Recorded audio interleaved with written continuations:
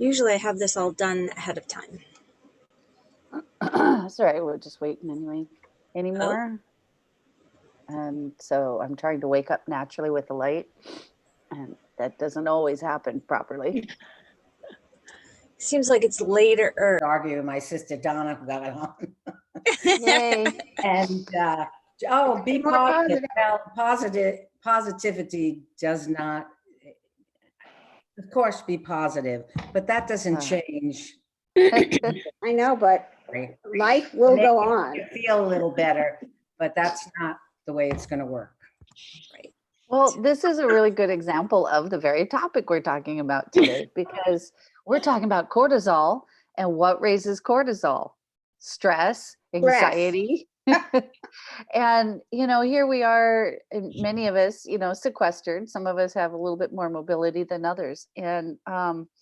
And yet, even those who aren't changing their exercise or diet in a negative way, they're finding that they're gaining weight. And so both Marie and I have been hearing of people where it's like, what's happening? It's like, I'm not doing anything different.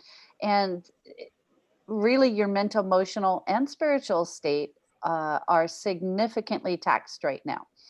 And so I could drop ship test to everybody that's complaining of anything, and we can test simple saliva test to do cortisol and DHEA. These are your adrenal hormones. Or check the balance of your estrogen, progesterone, testosterone, because when your adrenals are stressed, which is your stress gland, then it will affect all your other hormones. And I've had people who have been on hormone replacement, whether it's prescriptive or herbal, and all their stability is gone. And they're having hot flashes, they're having insomnia, and it's because the adrenals are taxed. And so that's partly why Marie and I started this series, is to check in with people and give them resources and tips and help and see how we can make this a positive result from this. Some things are out of our control, but many, many things are in our control. And so being able to help our bodies physiologically, to help ourselves mentally, emotionally, is significant. And cortisol is a hormone. It's a very physical thing, but it's affected by very non-physical things. And Marie, you can share, how often does cortisol come up? How often do adrenals come up whenever you're working with people? I mean, it's either adrenals or thyroid, which you might watch my hands disappear. This is fun. Maybe I should just sit on my hands. You're talking the same system. When it's the endocrine system. And so, but it comes up on everyone. And when I use biofeedback and on a normal everyday basis. So now that we are all in this more stressful time, probably, I would say in our lifetime, I'm hoping, can we just hope that this, like, we live through this and this is the most amount of stress at one time we ever have to deal with. I would be okay with that, because we're plodding through. But there are things then that come up that increase that stress in our everyday lives, or something happens with a friend or a family member, and so that topples us over into that increased by leaps and bounds cortisol. So even if we are eating a healthy diet and trying not to snack, because we are smart women. I'm looking at the screen here. We are smart women. We realize that sitting down after dinner and eating a bag of potato chips is not the best thing for us to do.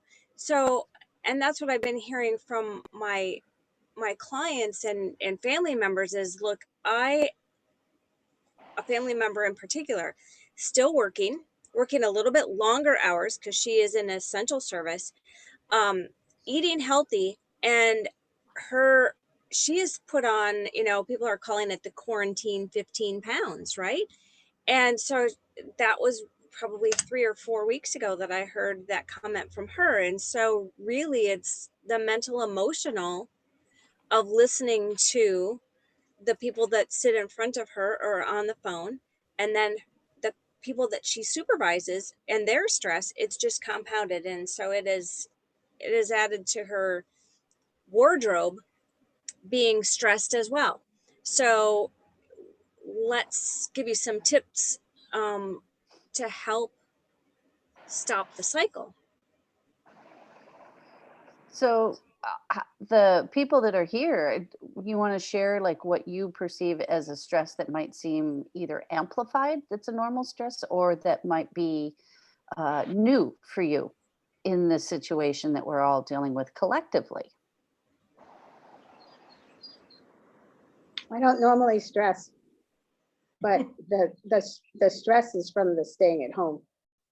I need to be out doing things. You're more of an outgoing social. Yes, I like to be around people and do stuff, and I'm not. I do not like feeling that I am a prisoner in my home.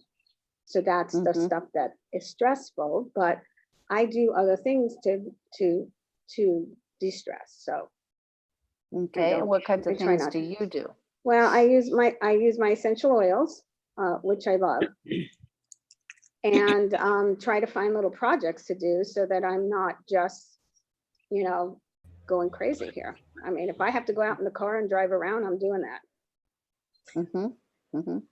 Are you mobile, Donna? Are you able to get out in the neighborhood a little bit and walk? Yeah, and I had a full-time job up until a week ago. So, I am not a stressful person, and I try to see that the better things are going to happen. I see the lights at the end of the tunnel. I have never been a stressful person. So you have a positive attitude in general. Yeah. The most stress I had was when I lost my sister, I think. And Judy probably could say the same. That was a very stressful time for everyone. Yeah. But that we have to let go of things. We have to believe that things are going to change and get better. And if you don't believe that stuff, then you might as well just give up. And I'm not giving up. So that's me.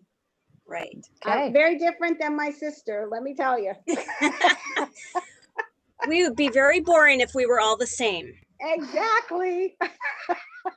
She'll tell you, my other sister too. She could, she's totally different than the two of us. So I would say that's the same about Dr. Grobe and her two sisters. They are both very different, lovely ladies, but very different. They're all three different. That's okay. Yeah. All right. Anyone else want to share what's either amplified or new for them, stress-wise, on any level, mental, emotional, physical? For me, my name is Maria. Hi, Maria. I think for me, it's been not just staying home, but I think the responsibility of taking care of my 88-year-old mom, Margarita, and just I think that stress of, I feel like it's my responsibility to keep her healthy and safe and just to, and also my kids, I have 5 children, and they all have some kind of, 3 in particular have some mental health issues, and I've been their caretaker, of course, all their lives. And I just feel the weight of that too, trying to get them through their challenges in life, even though they're adults. And thankfully, 2 out of the 3 are pretty stable, thankfully. And now there's one that is having a hard time. I think with all that's happening now, I think it's just added more to her stress. She has 2 little babies. Anyway, I just feel very emotional a lot of the time. Just, I can cry at the drop of a hat. And I think a lot of it is because Dr. Grobe kind of pinpointed something, said the other day to me. She said the word PTSD, and I'm like, yes, that made so much sense to me, because back in 2017, I had a very horrific toxic reaction to an antibiotic, and it just changed. It changed because I was very much like you. I don't get your name. I didn't get your name. Donna? Donna. I was very much like you, Donna.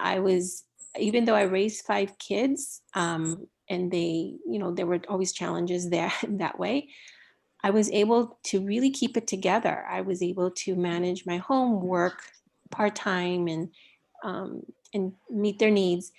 And I did worry, but it wasn't over the top. But since 2017, everything seems to be over the top for me. And I've been working with Marie and Dr. Grobe more recently, because I think this quarantine, this whole fear of death, I guess, just has been overwhelming to me. And I know that a lot of my symptoms, probably majority of my symptoms, is due to stress, the emotional, some of the physical, and unlike what's happening with people putting on weight, I've been burning it off like crazy. That's another reaction. Yeah, it's one or the other. Mm-hmm. Yeah, I've been burning it off like crazy. My kids have mentioned that they really think I need help because my weight has just dropped significantly. I was like that in my 20s. It is not happening that way for me right now. It's like, wait a minute, this used to just drop off of me when I was busy and if I would exercise, and I didn't realize that, like, I significantly increased my exercise.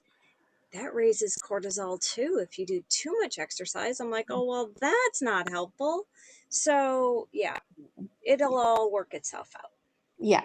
And I want to get back to how Donna's feeling. I want to get back to my old self. I want to peel away, like Dr. Grove mentioned, peel away that PTSD of remembering what happened in 2017. I just got to get rid of that. I got to move forward. I got to stay positive and not listen to the news so much.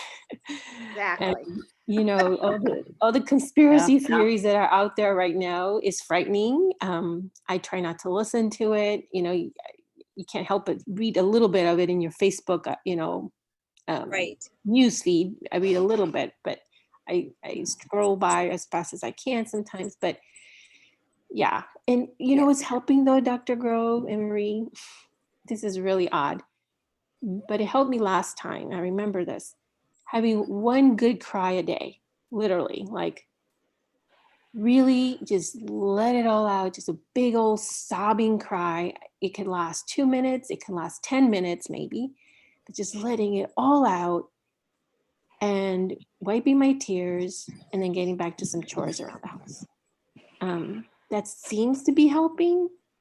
Sometimes you're releasing your stress. That's what it is.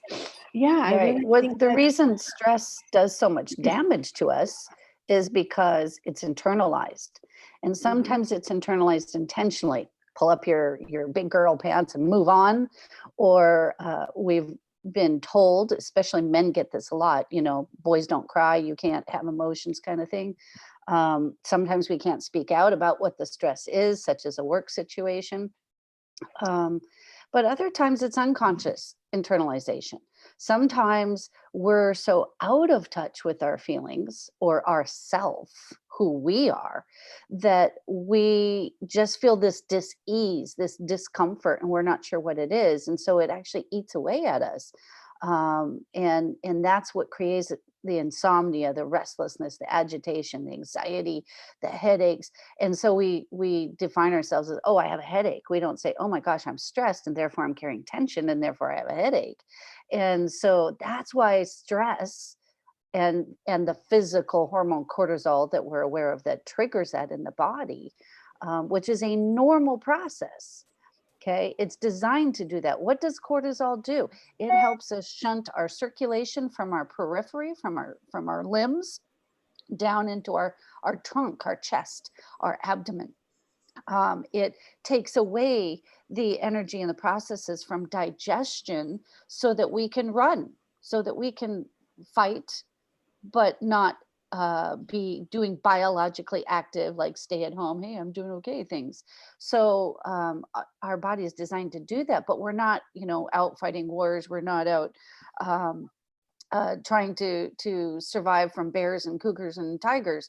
We are dealing with more ephemeral types of stresses, things we hear, things we see, things we believe, and in a lot of ways. And other things are just pure exhaustion. We work a lot, or we're not getting enough sleep because we go to bed late and then we have to get up early.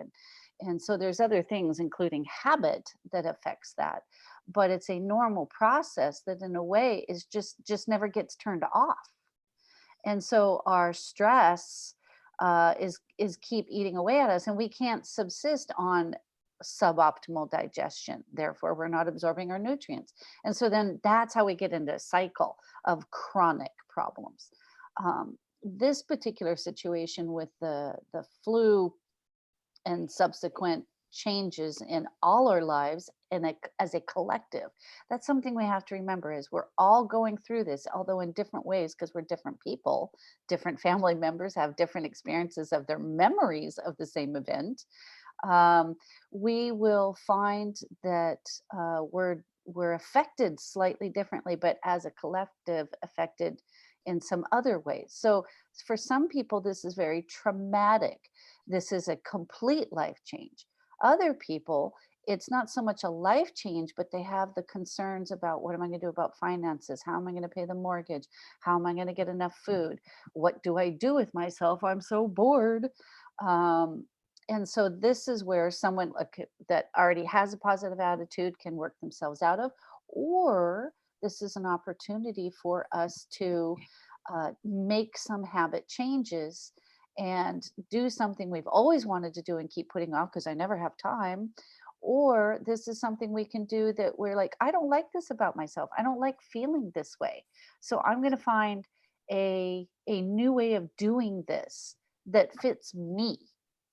And that could be having a cry. That is a way of getting it out. It could be doing something creative. It could be smashing pottery, something that gets the emotion out so it doesn't eat at you. Okay. And I know Judy can relate to, smash pottery, make something out of it. It's totally cool.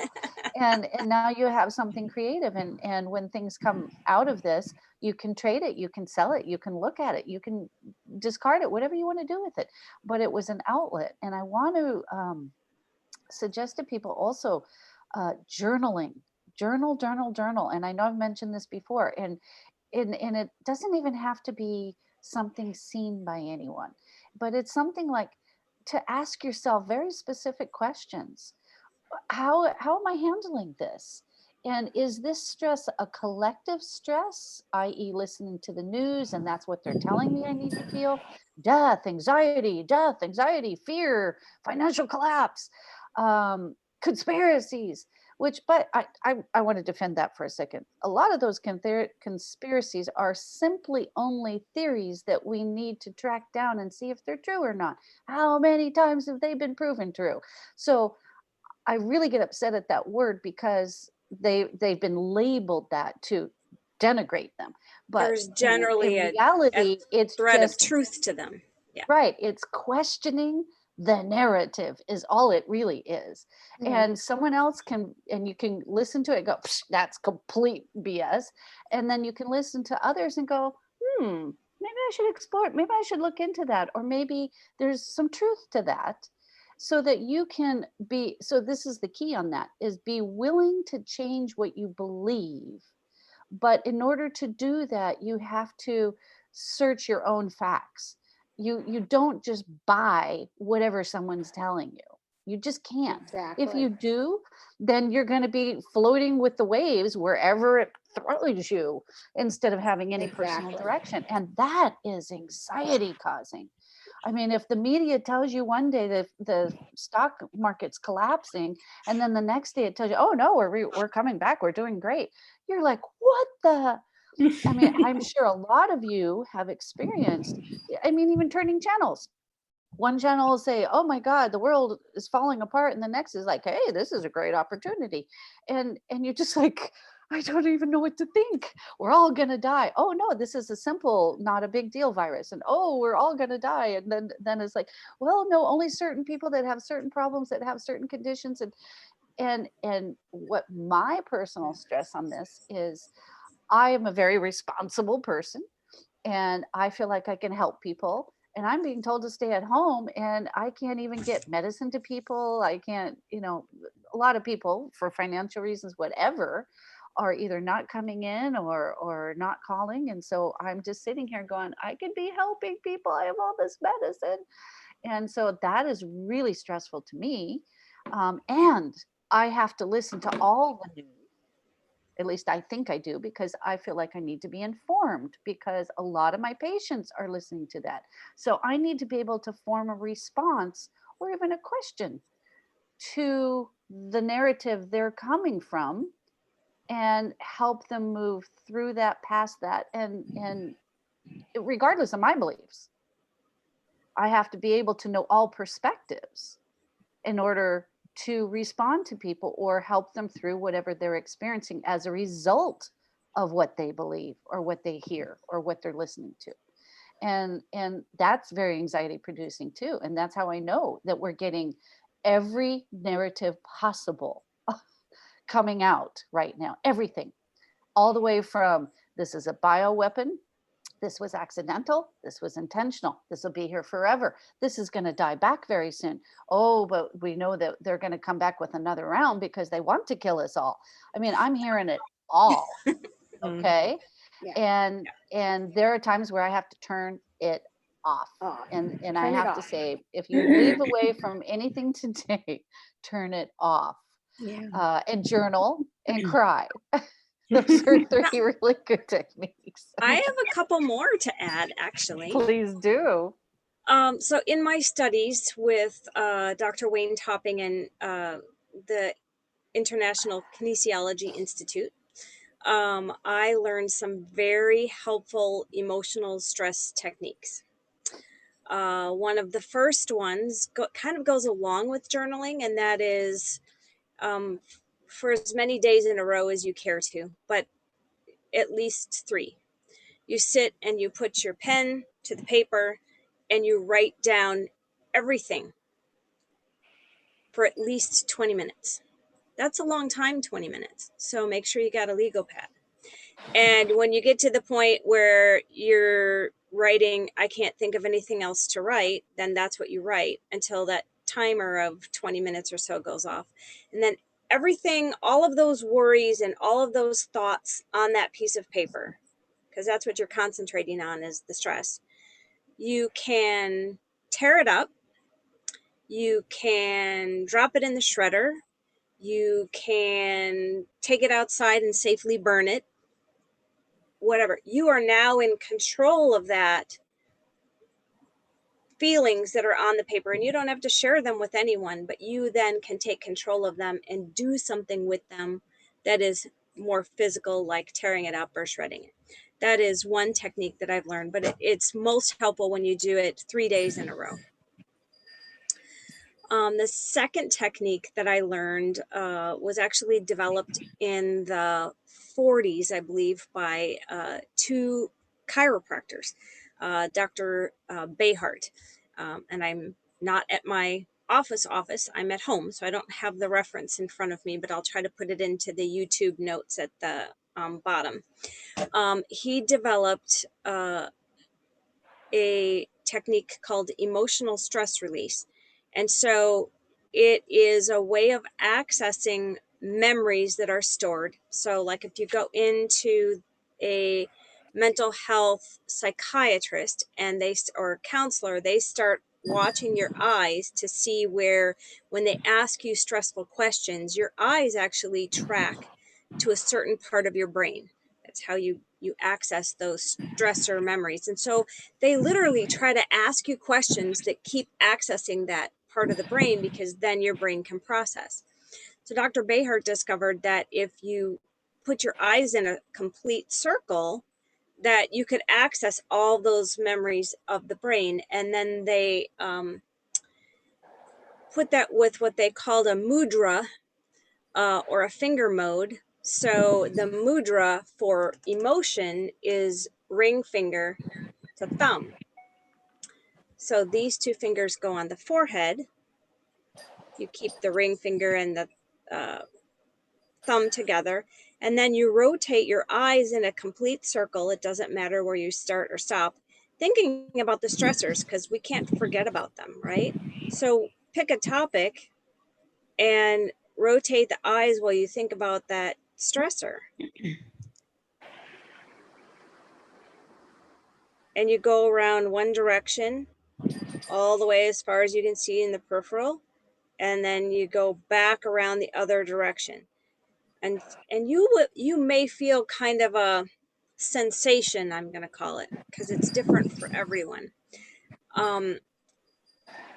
This technique I did my master's degree thesis on. So I actually did a double-blind study using two groups.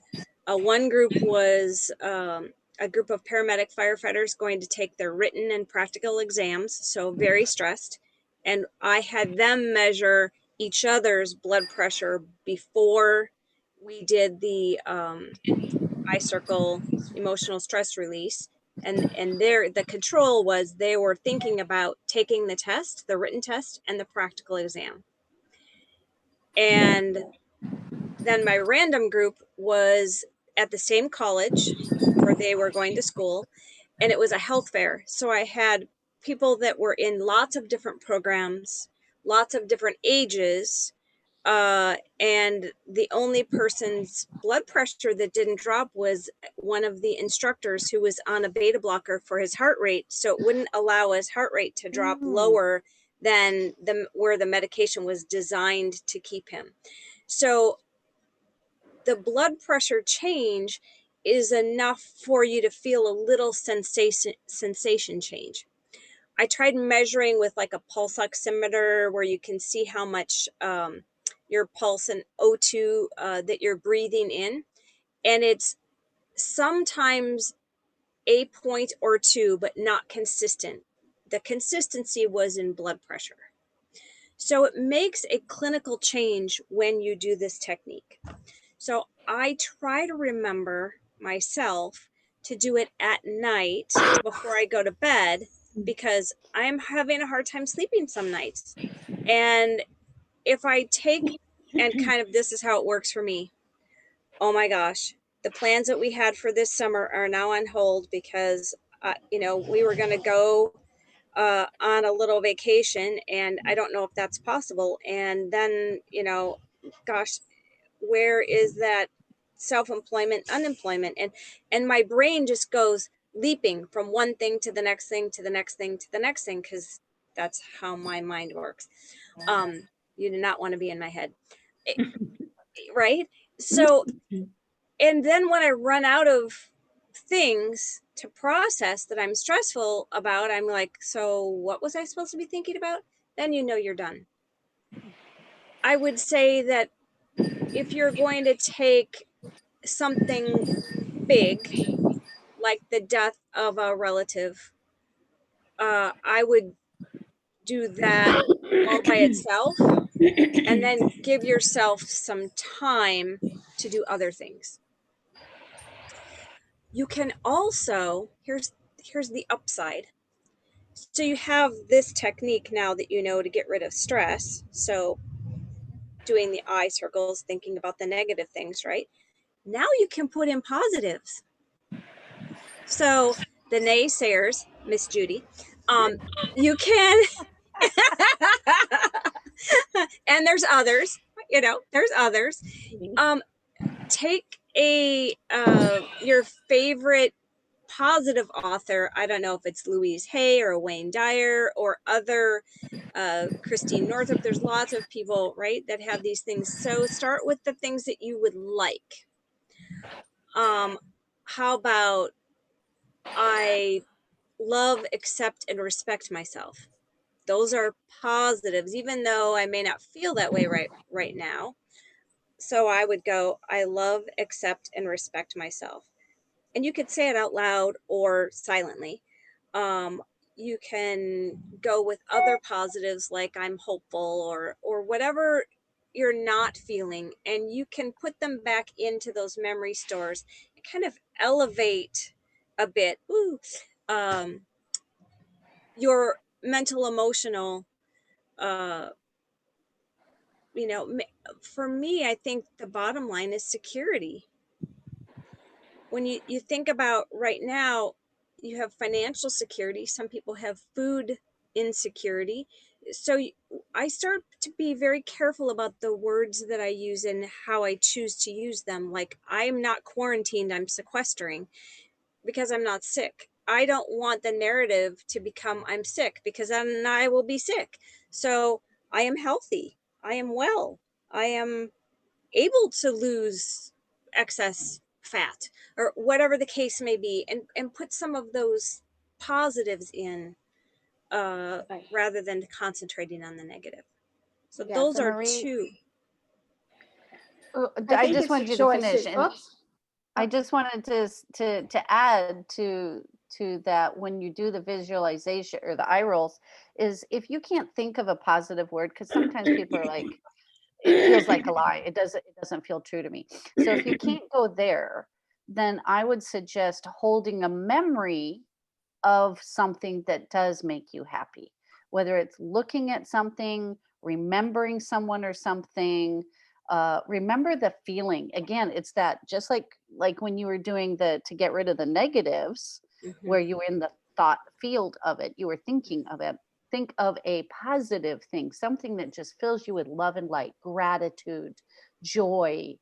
If you can't think of a phrase that reverses what you're thinking, think of the how of something that you remember that makes you feel that way, even if it's an old memory, and do the same technique.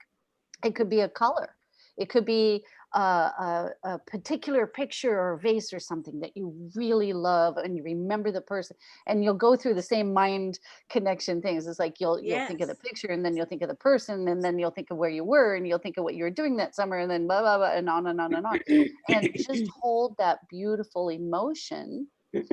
And remember, when you walk into a dark room from someplace lighted, the light fills the room. The dark does not spill out.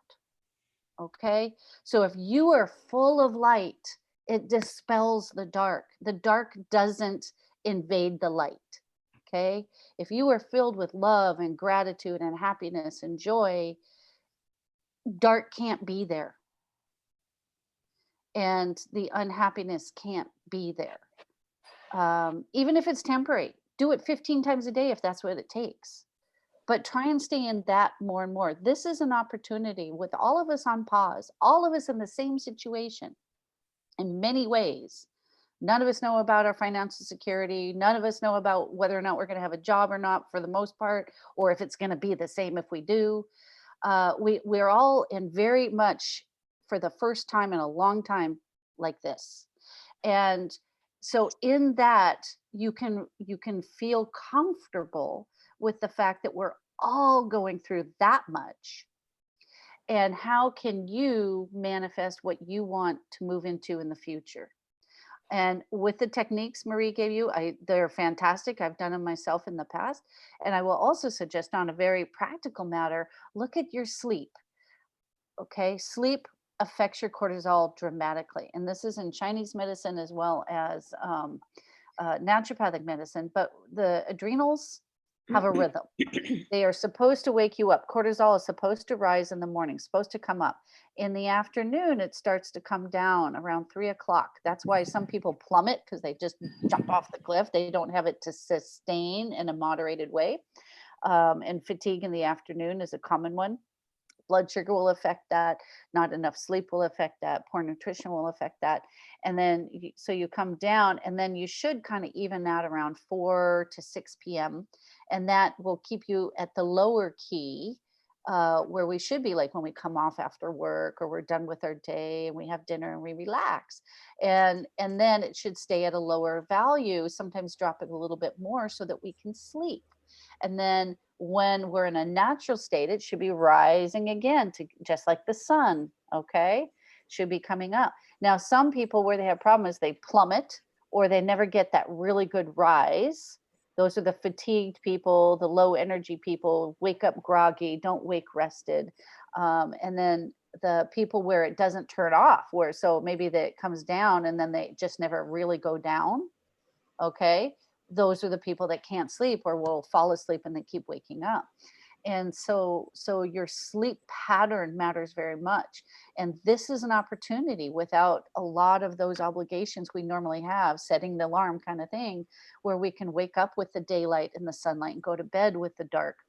Where I mean, we used to do that before we had electricity, and it's actually healthier for us to do that, sleep more kind of thing. Some people, if they feel really good and they have good physical energy, they don't need the true 8 hours. They can get away with 6.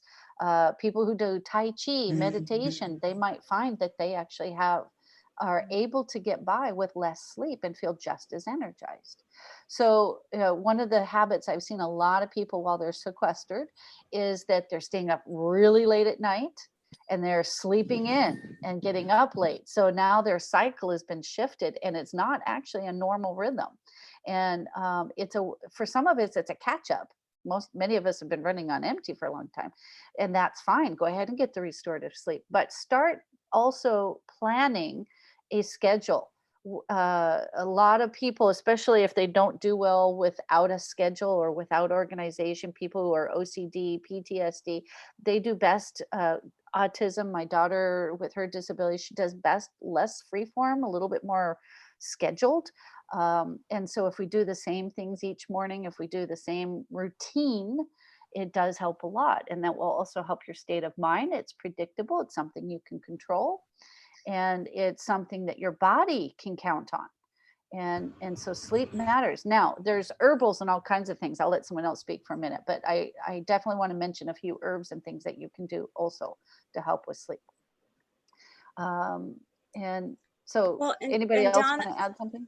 I remember Donna saying a little bit earlier that up until a week ago you were working full time, and that's a change for you. I have been acting sort of as if I am still going into the office even though I have way less to do. I'm still trying to get up at the same time. I still get dressed every day like I'm going to work, even though I may be staying home. I'm trying to find where my body feels normal. Although my exercise, I gotta say, all of a sudden I feel like I have more hours in the day because I can take 2 hours or hour and a half and take the dog for a really long walk, and I'm really enjoying that. So that's a plus for me. But how is it working for you, Donna, with this newer change? You're working from home a little bit, or you're not working at all now? I was working from home up until last week, but I did have a full-time job. And I'll tell you, the initial shock of it was very depressing and very stressful. And I think about a day and a half, it was a lot of emotions going on, crying, disappointment, sadness, anger. Why me? But then I realized that I can't change this situation. I can't change that situation right now, and I have to let go of it. And that's exactly what I did. I just said, okay, well, I guess I'm on a vacation for a while. I look at it that way.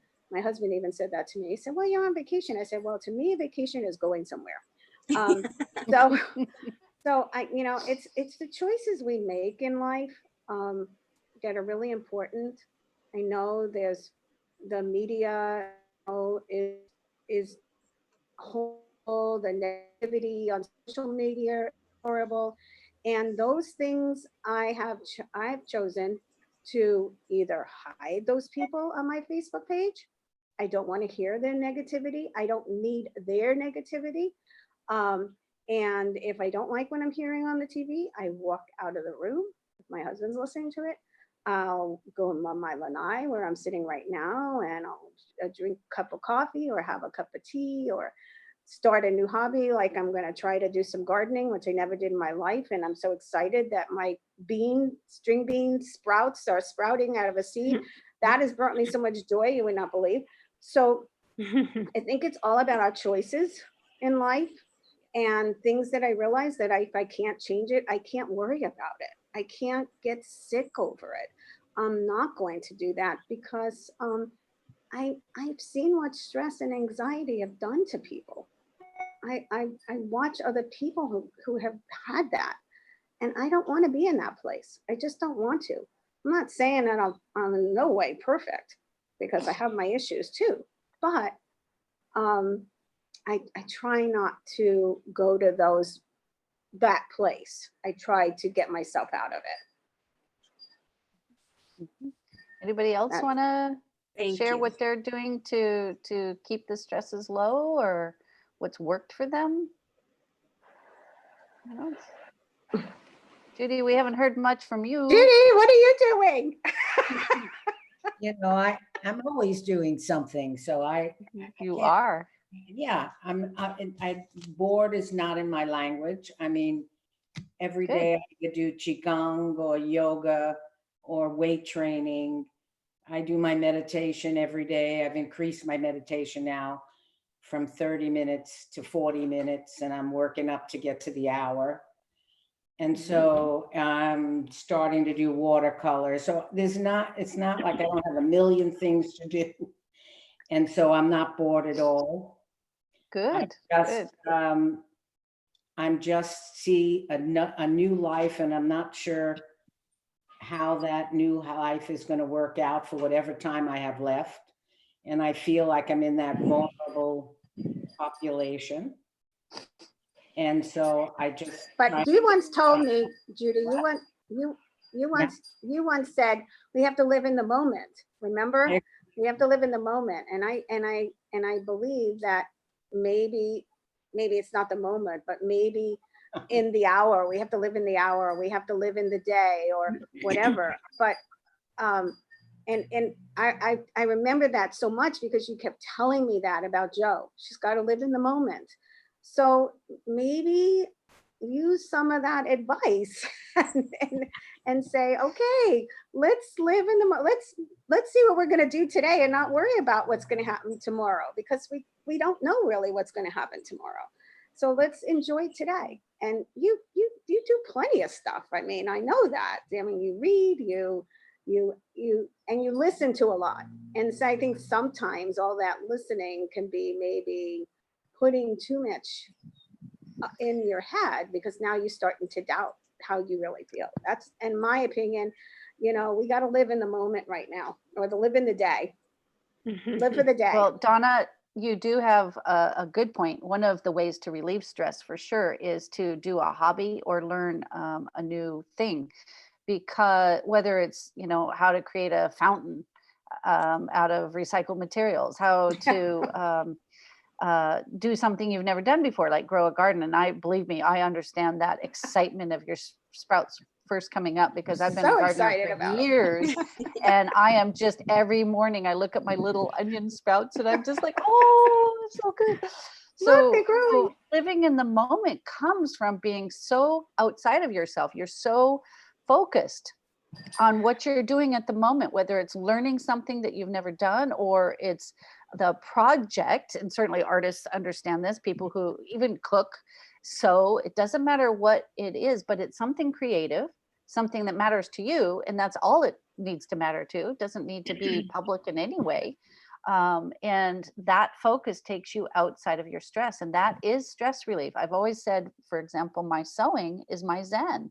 I get backaches, I have terrible posture, I have, I do it too long. There's all kinds of things that you think are all the negatives, but I feel exhilarated every time. I love it. I don't care if my back hurts. I love it. And that's, so being in something like that is really important for people to relieve their stress. Herbally, though, I wanted to mention, since we're getting low on time, and I want Marie to fill in anything she remembers too. Ashwagandha is an herb that you can get certainly online or have access to. It is an adrenal herb. it is an adaptogen, which means if you're too agitated, stressed, too motor running, it can calm it down. If you're too low and fatigued and dragging and sluggish, then it can bring you up. So it doesn't go too far either direction. It is one safe to take in the evening if you need to. I know a lot of people have to work their medicines around things. So that is one that can be safe for adults anyway. I don't want to mention children, as far as I would have to know specifics and talk doses different, but it would be something you could easily do. Just follow directions on the bottle, whether it's a tincture or capsule. Ginseng, for those who are extremely fatigued, would be very beneficial because it energizes you for the most part. That's both the Siberian, or what we call Asian ginseng, and that would also include the American ginseng. The difference between the Asian and the American ginseng is one is more cool and one is more warm. So if you want, if you're already kind of a hot tempered or lean and wiry, or someone who gets hot easily kind of person, the American ginseng might be better for you. Someone who is sluggish, holds a lot of damp in their body, or tends to go to wet kinds of conditions, phlegm, that kind of stuff, that would do better with the Asian ginseng. But those are stimulating, and long-term use may not be appropriate for blood pressure issues if you have a tendency for that, but for some time they would be okay. And then there's one that sounds like a bacteria called Eleutherococcus. That is actually a type of ginseng, and it's more on the realm of the ashwagandha, so that one is also okay. You can even do a blend of the 3 different ginsengs, or all kinds of over-the-counter blends of things with GABA, 5-HTP, especially if there's a mental, emotional, or nervous system issue going on. Those were all beneficial for the stress that we're dealing with. And then the last thing I want to mention is, especially if there's a weight concern and you're not eating differently, the best, absolute best way to eat, for especially since we're all women here today, is the menopausal woman will benefit best from either the keto style diet. It doesn't have to be extremely that, but in that direction where it's lower carbs and sugars, especially. And the other, or in conjunction with that, is intermittent fasting, where you literally eat once a day. You choose what time of day that is, but you need to leave a long time fasting, because you metabolize better. You will digest and metabolize and get all your nutrients better and utilize them for fuel rather than store them as fat. I don't have time. I've got another meal coming, and we better put that in the closet, stuff it around our liver. But the autophagy, the fasting part of it, actually helps our immune system and helps us fight viruses. So if you're in that susceptible category, or you have concerns that you might be in that category for any reason, autophagy or fasting has been proven scientifically to be one of the best ways to reduce your risk, or to improve your overcoming an infection of any kind. Obviously, you can't do it too long, so that's why something like intermittent fasting, once a day kind of meal, is very beneficial. And if food Or a period scarcity, of time, right, Dr. or a Grobe? period of So it time, would be yeah, like you would eat everything that you're going to eat for your day within a 6-hour window. right, right. So you don't have to eat it all at once as a single meal. That's correct. And you don't necessarily want to choose all the bad snacky things anyway during that time. But there's all kinds of scientific proof on that, and it will not only make you sleep better in many ways, but it will also help your energy, because you're detoxing from a lot of things during that long fasting period. You're helping your immune system, your mental clarity, and if food scarcity is a concern, it is a way to manage your budget related to nutrition. And it's amazing how much less food you go through when you're doing that. I So also there's some seem to win-win-wins. I also seem to remember reading something about increasing either foods that contain magnesium or taking magnesium to help cortisol. Very Am good. I? The adrenal glands particularly love minerals. And when you become stressed, not just cortisol, but the nervous system in general gets affected, and muscle spasm, tension occurs, and magnesium can be a muscle relaxant. It can also nourish the adrenals and the nervous system. It's also very important and becomes deficient in people who are in front of the computer a lot. If you are, and here we are, forced in front of the computer, most of us, for just about anything we do anymore. And magnesium could easily get depleted. So magnesium as a supplement would be awesome. Glycinate form is my preferred form. Oxide form is not as good and can cause diarrhea more often than not. But also magnesium containing foods, and that includes nuts and seeds and leafy green vegetables. Sorry, I'm going to sneeze. Bless you. So yes, magnesium is wonderful, even above calcium.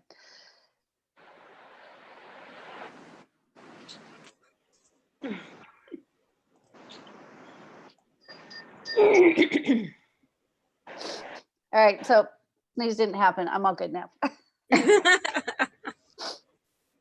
All right, any other comments or questions for us? You've got us as a unlimited resource here before we go today. The Ashwagandha Capsule, you say it's an adaptogen. I've seen it as a tea as well. Is that as effective?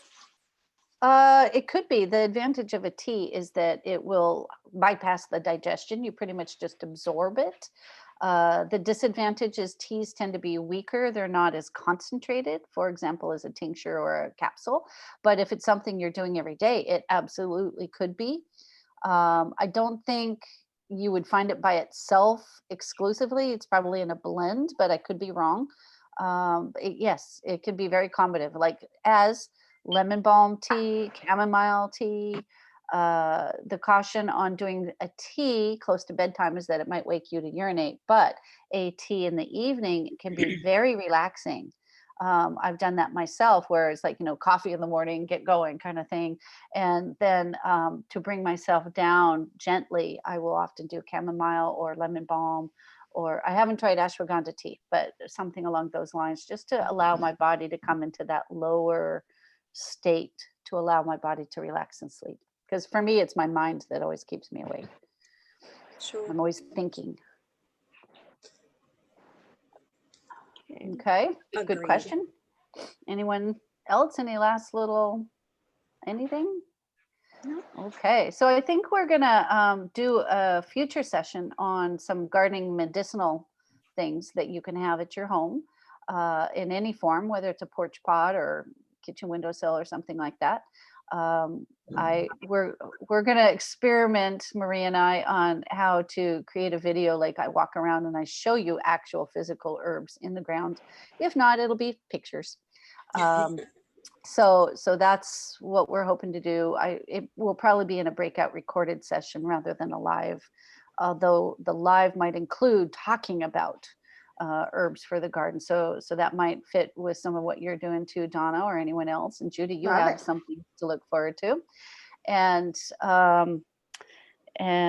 we will do a recorded session like we do our little 15 short one as well, Marie and I, but that may not happen until tomorrow. So if you're looking for it on our YouTube pages or whatever, or website, just be aware that it's coming. It's just not going to be here today. Yeah. Okay. Because I don't know about everyone else, but I am finding I'm getting busier and busier with so many other things, including work, in these last couple of weeks. That it's like, oh my gosh, how did I work full time and do? I don't know. Everything's restructured, and I'm just so busy right now. So, all right. Busy. So just for the replay, if anybody would like to make an appointment with Dr. Grobe, you can probably easiest find her via email, info@takecareuniversity.com. You also have your drmystique.com website, and office phone number for Dr. Grobe, 360-527-2812. I am available for biofeedback and other emotional stress release counseling type of things. You can find me at Can't Yeah, we right. find Which one? Let's see. Matteson, Matteson, communications with an S on the end, .com, mattesoncommunications.com is my website, or my Facebook page. And my phone, or I'll give you my email. It's Marie, middle initial T, don't forget the T. You'll end up emailing a photographer in Chicago unless she has decided not to keep that email address any longer. So Marie T. Matteson at gmail.com. And we look forward to hearing more about your successes and how you've adapted and hopefully released more of your stresses and shed a few pounds now that you have some strategies. Because I except do, Maria? Yeah. except Maria, right? Yeah. Yeah. You have to hang on to yours. Yes. Maybe we could trade. I'm willing to do a trade. Me Okay. too. Totally willing. Thank you so much, ladies, for joining us today, and Dr. Thank Grobe for you. your time. Be Thank you. well. Oh, thank you, Bye-bye. ladies. Good to meet you. Bye. Bye-bye. Bye-bye.